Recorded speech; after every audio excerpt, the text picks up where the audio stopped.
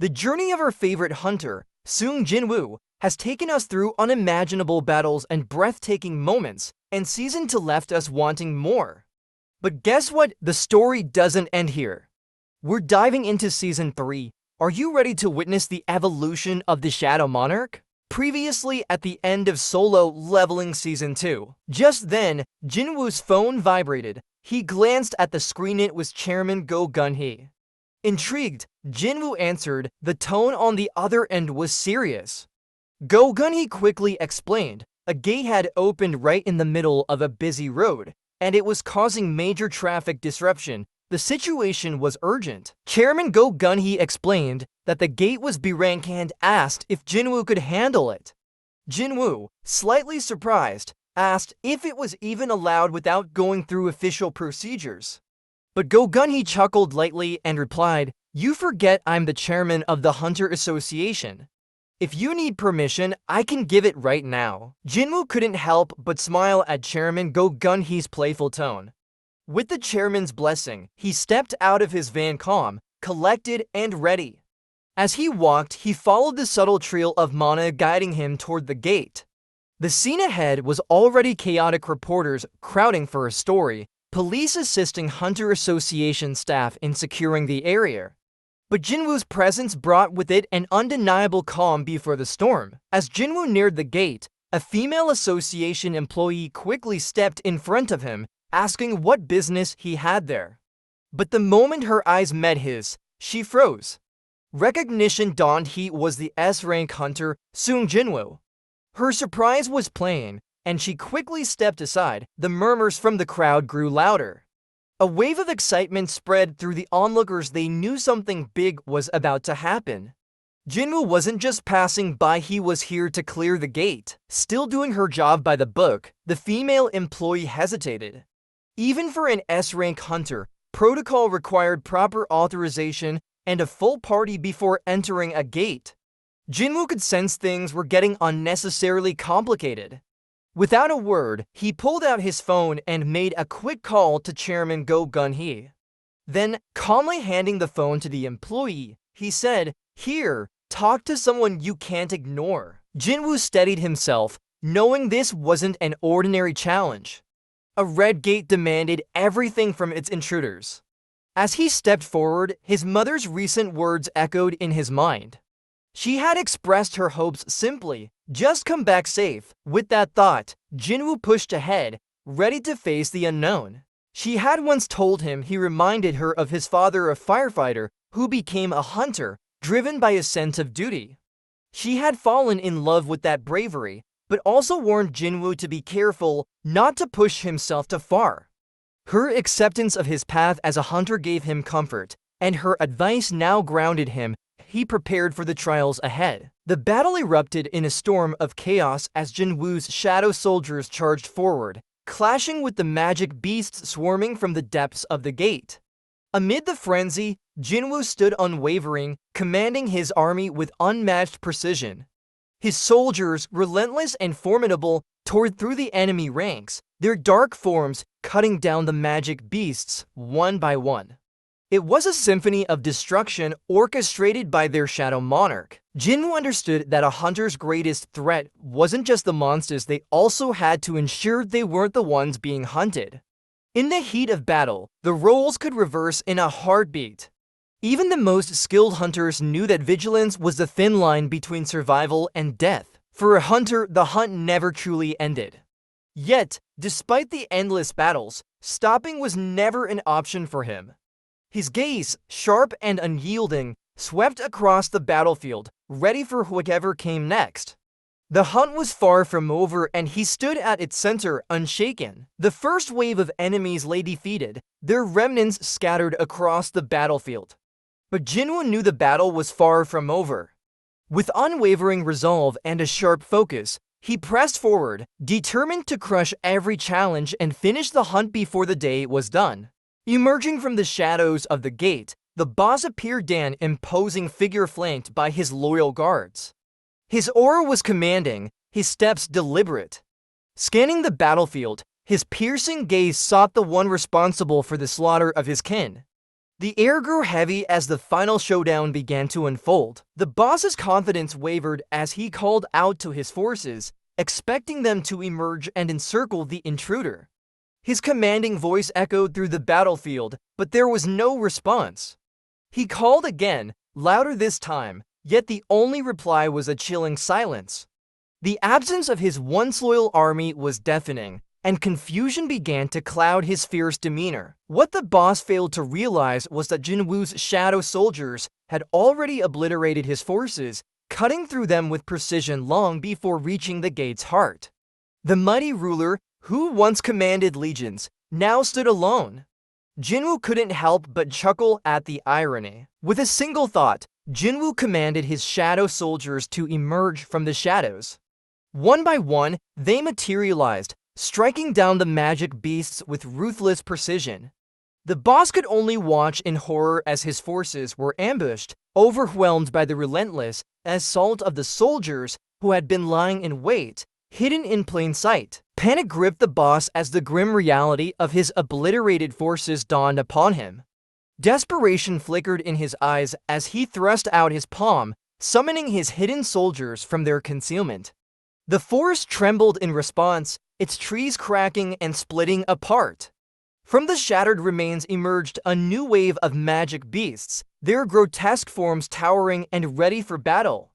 This was his last card, his final attempt to regain control of the battlefield. Before the new beasts could act, Beru swiftly decapitated them with deadly precision.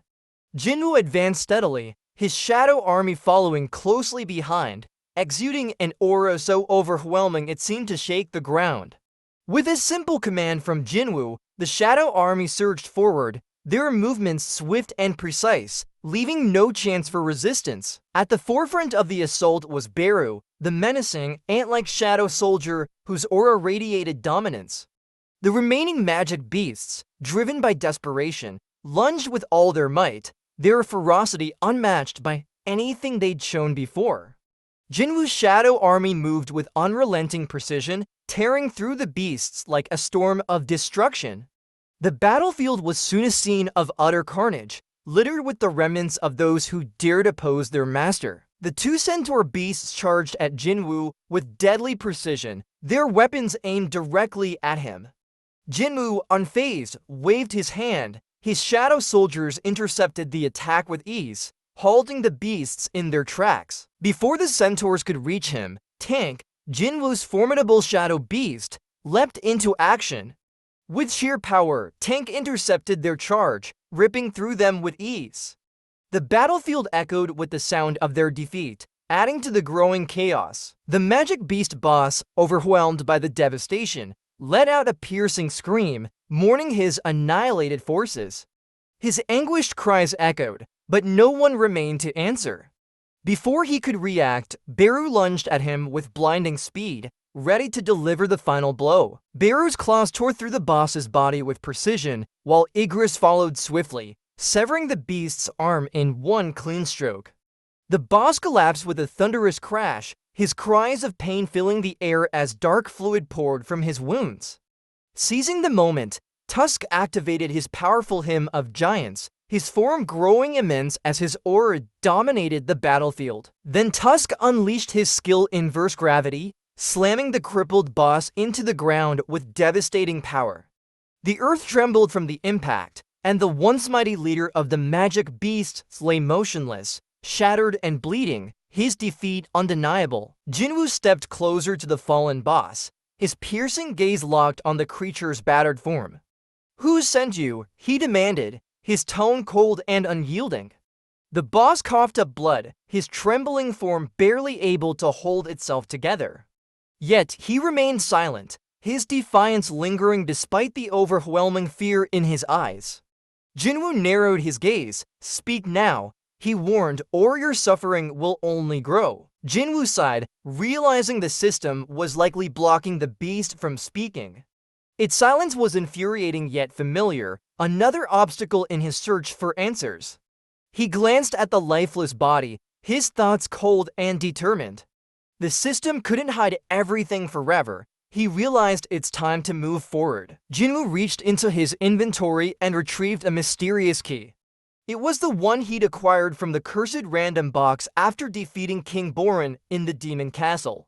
At the time, the key's purpose had been unclear, offering no information, but now, as it rested in his hand, Jin-Woo felt its significance might soon be revealed. Jin-Woo remembered the moment he hit level 100 during the Jeju Island raid, a monumental achievement. This milestone had triggered the system to finally reveal details about the mysterious key. The conditions for its activation had been fulfilled, and Jin-Woo felt a surge of anticipation as he prepared to uncover its secrets. The system revealed that the key unlocked the entrance to the Hae In temple, accessible only through a designated gate. The exact location of this gate would be disclosed after a certain time elapsed. As the name Hae In temple echoed in Jin-Woo's mind, he felt a mix of curiosity and foreboding about what awaited him. Memories flooded his mind: the double dungeon, the ancient temple at its core, the menacing stone statues, and the stone slate gripped by one of them. The realization dawned on him like a cold wave, connecting his past ordeal to this looming new challenge. The puzzle pieces fit together seamlessly. Jin-Woo understood that the system was guiding him back to the origin of his journey, the dungeon where the stone statues had nearly claimed his life.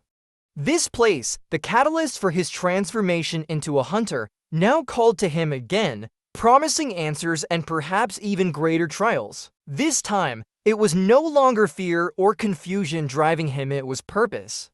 If the system had orchestrated everything from the beginning, Jin-Woo was ready to face whatever awaited. With unwavering determination, he resolved to return to the place where it all started, prepared to uncover the truth and confront his destiny head-on. The system had set the stage for his next trial, and Jin-Woo accepted the challenge without hesitation. His resolve was unshakable, his mind focused. He silently vowed to return to where it all began, prepared for whatever awaited. With a calm yet firm determination, Jin-Woo thought to himself, "Wait for me, I will be coming soon." As Jin-Woo prepared to head back to his car, a voice called out from behind. He turned to see a man approaching. The man introduced himself as Adam White, a senior agent from the Federal Bureau of Hunters. Jin-Woo was surprised he'd never had any contact with the Federal Bureau of Hunters before. Adam explained that finding him hadn't been easy, even mentioning a visit to his office. That reminded Jin-Woo of something Jin-Ho had said earlier. Someone, possibly Adam, had stopped by and even left a business card. Curious, Jin-Woo asked the reason for the visit. Adam replied that he carried important information, something only the Federal Bureau of Hunters had access to, and no other country or organization could offer. Jin-Woo questioned why they'd offer such valuable information. Adam explained that the Bureau believed in sharing intel with exceptional individuals like him. Jin-Woo's role in the Jeju Island raid had deeply impressed the deputy director, so much so that he now wanted to meet Jin-Woo in person. Adam had a car waiting and invited Jin-Woo to meet the deputy director. Jin-Woo paused, curious about the information but unsure of its value. As he opened his car door, he told Adam he'd think about it and get in touch later. But just before he could leave, Adam said something that stopped him, a word Jin-Woo had never heard before: an upgrader. Adam explained that an upgrader was a special awakened being, someone with the rare ability to enhance the powers of others. Intrigued, Jin-Woo's curiosity got the better of him. He stepped into the car with Adam, ready to meet the deputy director and learn more. When Jin-Woo arrived at the Bureau's facility, they were met by Michael Connor, the deputy director of the Federal Bureau of Hunters. Connor introduced himself and laid out his offer: a fast track to American citizenship, complete with immigration documents that would normally take years to process, all handed to Jin-Woo on the spot. Despite the offer of instant American citizenship, Jin-Woo's focus remained elsewhere. He was far more interested in the information Adam had mentioned earlier. Looking directly at Connor, Jin-Woo asked about the possibility of an awakened being who could enhance the powers of another, someone known as an upgrader. Connor didn't hesitate. With a confident grin, he confirmed that such a person did exist. He asked his employees to invite Miss Selner to enter the room. A middle-aged woman entered the room, and Connor introduced her as Norma Selner, the only known person in the world capable of enhancing the abilities of awakened beings. The moment she stepped in, Jin-Woo could tell she was unlike any awakened being he had encountered before. Seeing the doubt in Jin-Woo's eyes, Miss Selner began to explain her unique ability. She spoke calmly, acknowledging that most people were skeptical when they first met her. But with quiet confidence, she assured him that their doubts never lasted long because once they experienced what she could do, they understood. Miss Selner explained that every awakened being is bound by a natural limit one they cannot exceed unless they undergo a rare second awakening. But her ability was different. She had the power to break those limits and guide awakened beings beyond their potential, using a unique three-stage process. Connor backed up her claims, emphasizing how real and rare her gift was. He also added that the process took a toll on her body, requiring long periods of rest. Because of this, only 3 to 4 individuals could receive her help in an entire year. Jin-Woo started to wonder if he might be one of the few eligible to receive her help. If what she claimed was true, then her ability was nothing short of extraordinary. Curious, he asked how effective the process really was. Miss Selner explained that results vary depending on the individual, but those who completed all 3 stages typically saw their strength increase by 20 to 30%. Jin-Woo was stunned by the revelation. Suddenly, it all made sense why a powerful hunter like Hwang Dong-soo would relocate to America, even if it meant public criticism. An opportunity like this was simply too valuable for any awakened being to ignore. But as Jin-Woo thought deeper, he realized something troubling. If word of Miss Selner's powers ever got out, it could create serious chaos in the hunter world. Connor understood Jin-Woo's concern and addressed it directly. He explained that they took every measure to ensure Miss Selner's safety and well-being, providing her with a secure environment and a generous salary. In exchange, she used her rare ability to enhance the strength of carefully selected hunters. The Bureau was prepared to offer this rare and powerful gift to Sungjinwoo, fully aware of the unimaginable impact it could have on someone with his strength. As Connor and Miss Selner explained their proposal, Jin-Woo quietly weighed the offer in his mind. This gift they spoke of, one that could push even his incredible power to new heights. Connor reassured Jin-Woo that if he chose to join the Federal Bureau as one of their hunters, he would receive top priority preferential treatment, unmatched benefits, and full support in negotiating the best possible contract with any guild he desired. Norma Selner gently reminded Jin-Woo that there was no pressure. This meeting was simply to show him what they had to offer, but Jin-Woo remained cautious. The idea of receiving something so valuable with no strings attached didn't sit right with him, and he questioned the true cost behind the offer. Connor and Selner reassured him once more this wasn't a transaction, but a gesture of goodwill. The service was offered freely, no conditions attached. As Jin-Woo listened, he recalled Selner's earlier words, how confident she had been that once he experienced her power, he'd be the one asking for more. With a gentle touch, Norma Selner reached for Jin-Woo's wrist, her expression calm and warm. She offered him a soft smile, then quietly invited him to come closer. As he leaned in, she instructed him to look into her eyes, signaling the beginning of the first stage of her mysterious process. Connor watched the moment unfold with quiet satisfaction.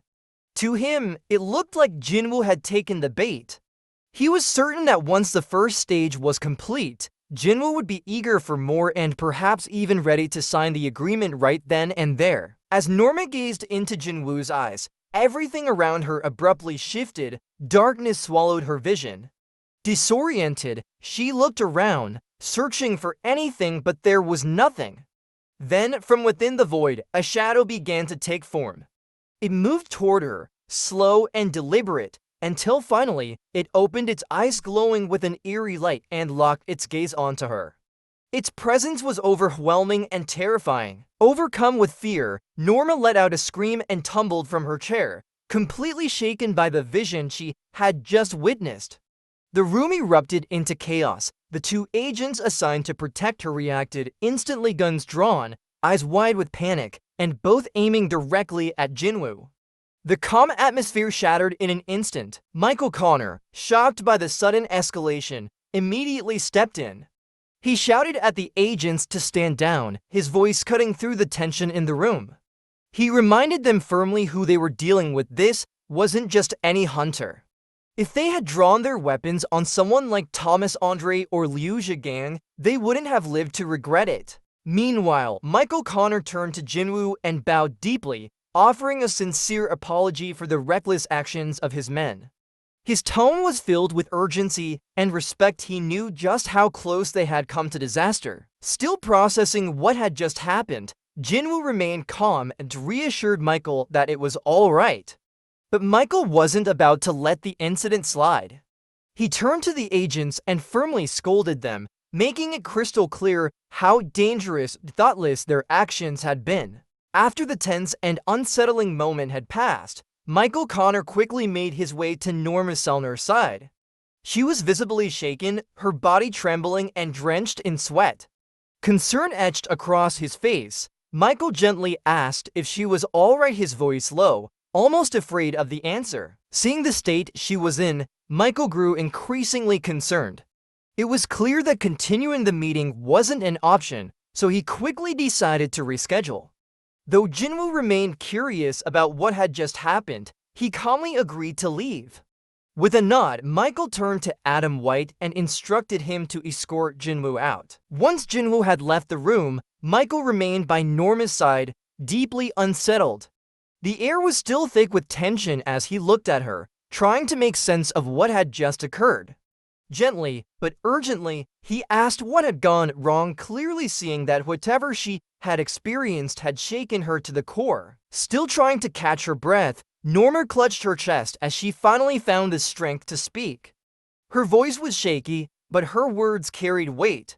She revealed that during the encounter, she had sensed something beyond explanation, something extraordinary lurking deep within Sungjinwoo. Norma Selner, her voice still trembling, described what she had seen. Sungjinwoo wasn't just powerful.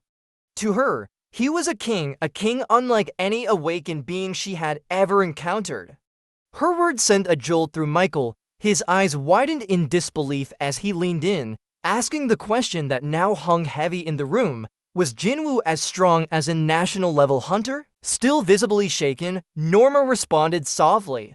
This wasn't something she could measure, she admitted. What she had felt from Jin-Woo defied all her past experiences. Never before had she encountered a presence so overwhelming, so far beyond the realm of what she understood. As she looked into Jin-Woo's eyes, Norma felt something terrifying, something ancient staring back at her.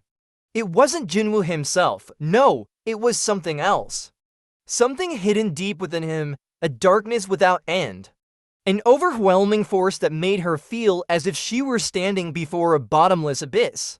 Still trembling from the encounter, Norma turned to Michael Connor and shared one final, chilling revelation. There was no limit to Sungjinwoo's power. In Jin-Woo office, Jinho's fingers moved swiftly over the keyboard, scrolling through the endless stream of information. Each post, each comment, was scrutinized with meticulous care. His sharp focus reflected his resolve. He wasn't just searching. He was hunting for the slightest hint, the tiniest clue that might help his Hyung. Determined to shield Jin-Woo from any smear attempts, Jinho worked tirelessly, documenting each defamatory post with precise screenshots.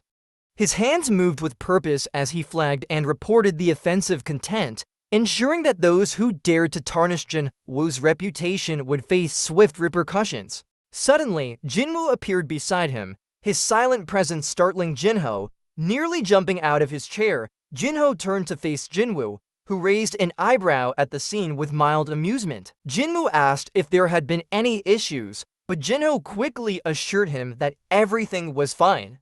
Noticing Jin-Woo's attire, Jinho asked curiously why he was dressed in his hunting gear.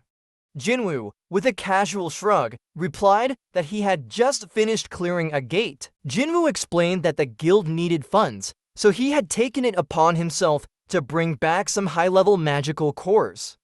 Jinho, impressed by his boss's initiative, quickly realized that Jin-Woo had just cleared a high-ranked gate and ensured their financial stability with ease. Jin-Woo brought up an urgent matter, deciding on a name for their guild. Jin-Woo initially brushed it off as trivial, but Jin-Ho emphasized its importance. With enthusiasm, Jin-Ho proposed names like Sunju Guild, combining their last names, or Wooho Guild, using the last characters. Jin-Woo's expression remained unreadable as he listened. Jin-Ho, in his excitement, even proposed Jin Guild using their middle characters. However, Jin-Woo, unfazed, casually suggested Solo Play Guild, a nod to his independent style as a hunter. Jin-Ho paused, momentarily taken aback, wondering if Jin-Woo was serious or subtly trying to inject humor into the discussion. Their conversation was interrupted by a knock at the door. Jin-Ho paused, curious about who could be visiting. As Jin-Ho opened the door, he was greeted by a Hunter Association representative standing formally in the hallway. The visitor's presence suggested important news, and Jin-Ho quickly stepped aside to let them in, his earlier thoughts about guild names momentarily forgotten. Jin-Ho greeted her politely, his surprise evident as he stepped aside to let her in. Hae In entered gracefully, her expression calm but purposeful. As the room settled into an awkward silence, she finally spoke, breaking the tension. "Hunter Sungjinwoo, I have a request." When Jin-Woo asked for an explanation, Hae In calmly stated her intention to join his guild. Confused, Jin-Woo pressed for clarification, uncertain about her reasons. He speculated whether the Hunters Association president had sent her or if she had been expelled from her previous guild, but Hae In denied both assumptions. Jin-Woo asked why she wanted to join a guild named Solo Play. Hae In appeared momentarily startled, not expecting such a name. Jin-Woo, unfazed, explained that he and Jin-Ho had agreed on it. Jin-Ho quickly interjected, clarifying that no final decision had been made, but Jin-Woo dismissed it, assuming they were on the same page. Feeling the situation grow increasingly puzzling, Jin-Woo took a moment to steady his thoughts. He focused on Hae In, noting subtle cues her pulse, breathing, and expression. Despite her composed demeanor, Jin-Woo could tell she was concealing something. This raised a lingering question in his mind. Why was she so determined to join his guild? Jin-Woo pointed out that it had only been 2 years since Hae In's awakening and assumed she was still bound by her current guild's contract. To his surprise, Hae In revealed she was ready to pay the penalty for breaking her contract herself. She made it clear that she wasn't expecting any compensation from Jin-Woo's guild, leaving him momentarily speechless. Perplexed, Jin-Woo questioned her further, curious why she would want to join a guild with seemingly no benefits for someone of her caliber. Hae In hesitated, bowing her head without responding. She couldn't bring herself to admit that, ever since their first meeting, she had been inexplicably drawn to him, especially to his unique scent. Hae In also remembered the intense emotions she had felt during the Jeju Island battle, where death had seemed inevitable. Yet, waking up in the helicopter, alive against all odds, she had been overwhelmed by disbelief. In that fleeting moment, the first name that surfaced in her mind was Jin-Woo's. The president had also affirmed that Jin-Woo's presence had provided her solace amidst the despair of impending death. Embarrassed by the depth of her emotions, Hae In struggled to voice the truth. She couldn't admit that, in moments of utmost vulnerability, she yearned for Jin-Woo to be by her side. It was far too personal to share. Jin-Woo silently compared Hae In's composed demeanor now to her reserved behavior at the funeral. It became clear to him that she had been contemplating this decision for some time. When she finally spoke, her answer was straightforward yet evasive. Meeting Jin-Woo's gaze, she claimed she wanted a simpler life, masking the deeper reasons behind her choice. Jin-Woo pondered the situation while Jin-Ho voiced his perspective. Jin-Ho pointed out the immense pressure Hae In must have endured from the Hunters Guild, especially since she was still young, likely just 22 or 23. Jin-Woo acknowledged the weight of her decision, realizing it wasn't something she had taken lightly. Hae In was taken aback by the sudden mention of a test, as it hadn't been included in the recruitment notice. Jin-Woo, however, casually explained it as a standard rule, implying it might have been an oversight on Jinho's part. He sent Jinho to fetch drinks and snacks, allowing them some preparation time. Hearing the word test, Hae In's demeanor shifted, her expression now resolute and focused. Jin-Woo hesitated for a moment, unsure if Hae In's resolve stemmed from seriousness or sheer stubbornness. However, the unwavering determination in her gaze made it clear she was not backing down. Calmly, Jin-Woo informed her that the test would require her to face one of his summons, specifically his most formidable one. Hae In stood her ground, unwavering in her resolve. Without a hint of fear or hesitation, she expressed her readiness to face the challenge immediately. Jin-Woo, recognizing her determination, suggested they move to the Hunter Association gymnasium for the test. In unspoken agreement, they both rose, their actions synchronized as though this moment had been inevitable. As they readied to depart, Jin-Woo noted the gymnasium's considerable distance from their current location.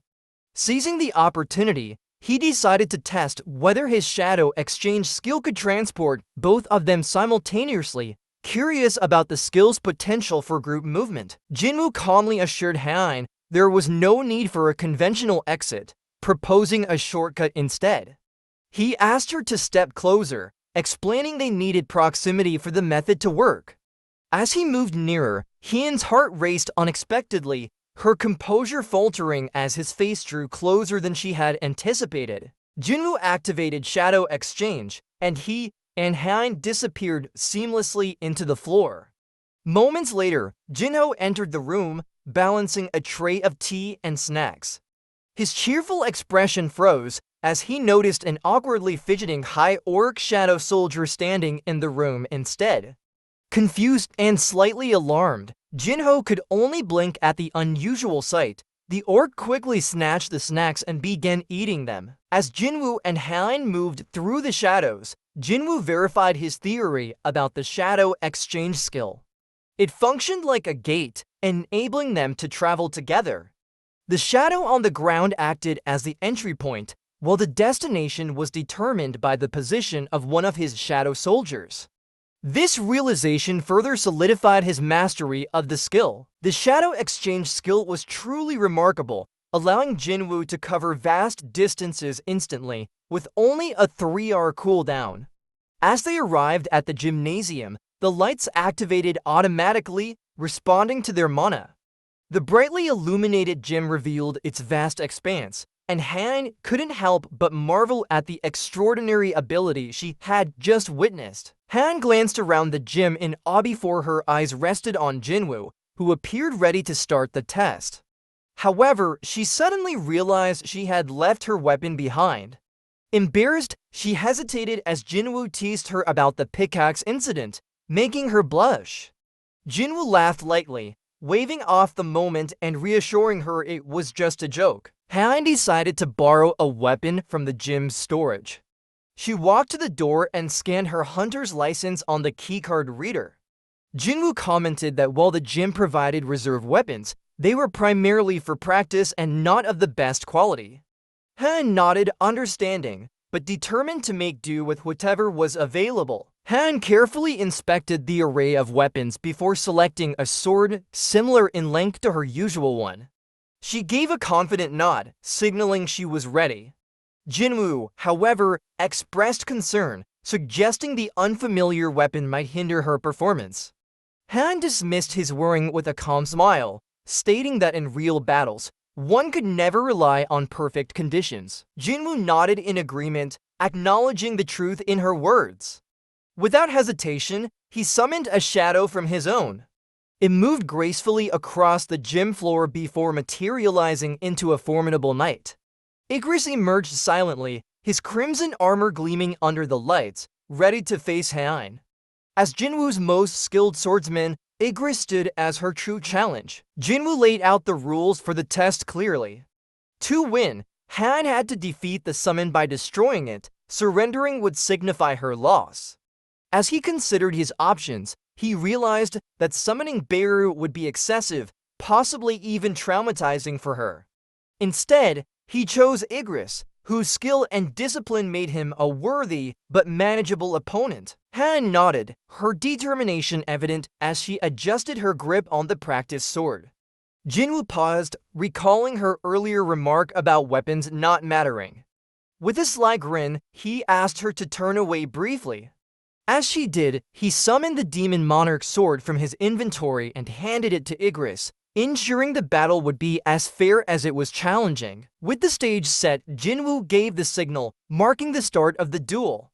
Hae In tightened her grip on the sword, bracing herself for what was to come.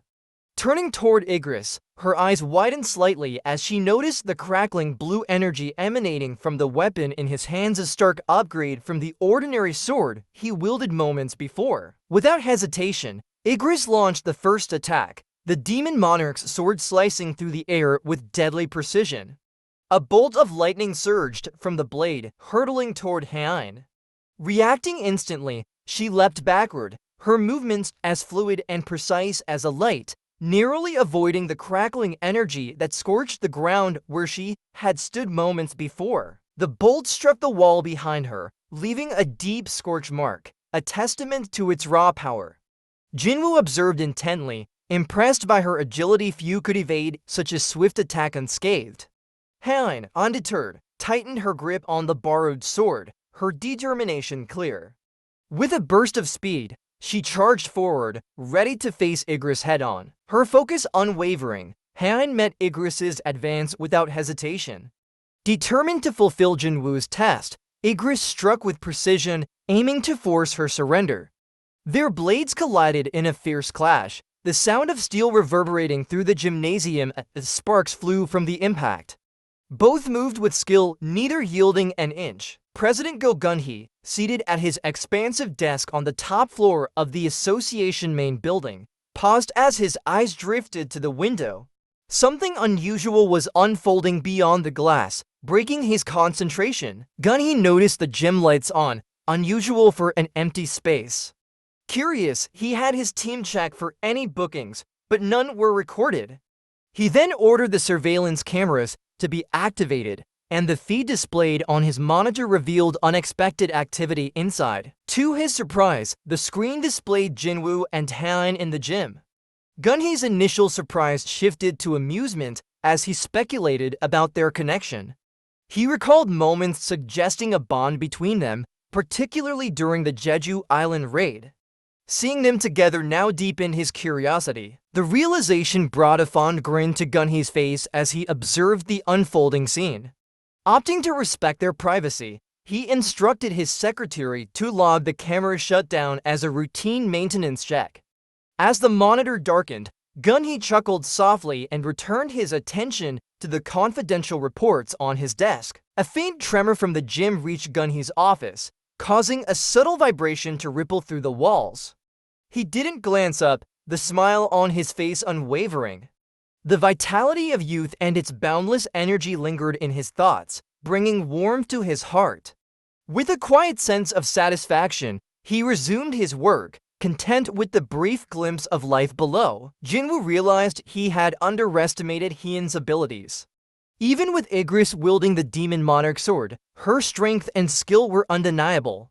As Igris was finally overwhelmed and sent crashing into the wall, Jin-Woo decided it was time to end the match, silently impressed by her exceptional performance. However, Hae In was far from satisfied. She questioned if Igris was truly Jin-Woo's strongest summon and insisted on facing his strongest shadow. Jin-Woo hesitated, weighing the risks, but Hae In's unwavering determination made it clear she would not back down. Her resolve to confront the ultimate challenge left Jin-Woo with little choice but to consider her request seriously. After observing Hae In's unwavering resolve, Jin-Woo finally agreed to her request. He called forth Beru, the shadow and commander whose mere presence exuded intimidation. Unlike most shadow soldiers, who were slightly weaker than their living counterparts, Beru retained much of his original strength, making him an exceptional and formidable summon. Beru, designed as a lethal weapon against hunters, radiated an aura of menace as he stepped forward. Ever loyal, he awaited Jin-Woo's command. Jin-Woo instructed him to subdue Hae In without inflicting harm, a challenging task given Beru's immense power. With a low bow, Beru acknowledged the order, ready to demonstrate his unmatched skill. Beru's deafening roar reverberated throughout the gymnasium, shaking its very foundations.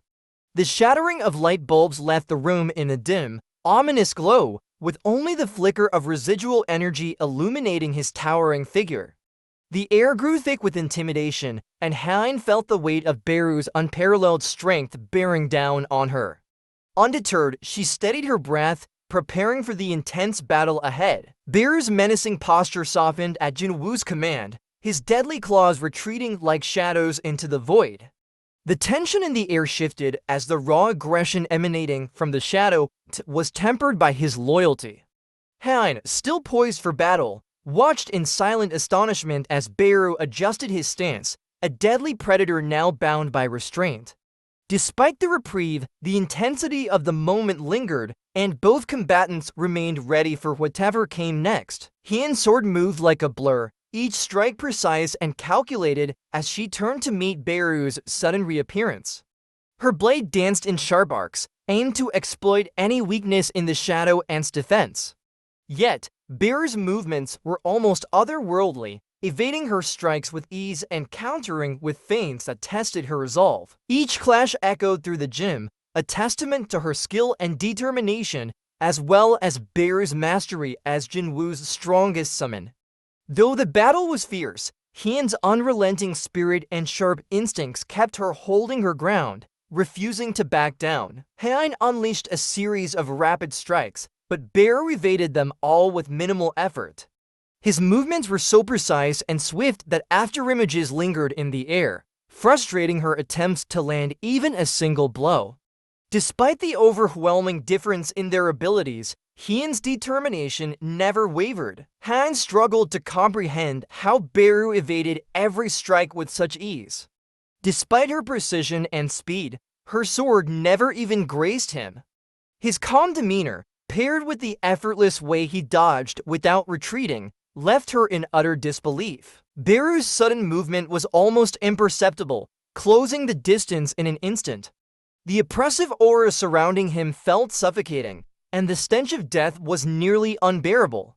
Hae In froze as his gaping maw loomed closer, her instincts screaming that this was the end.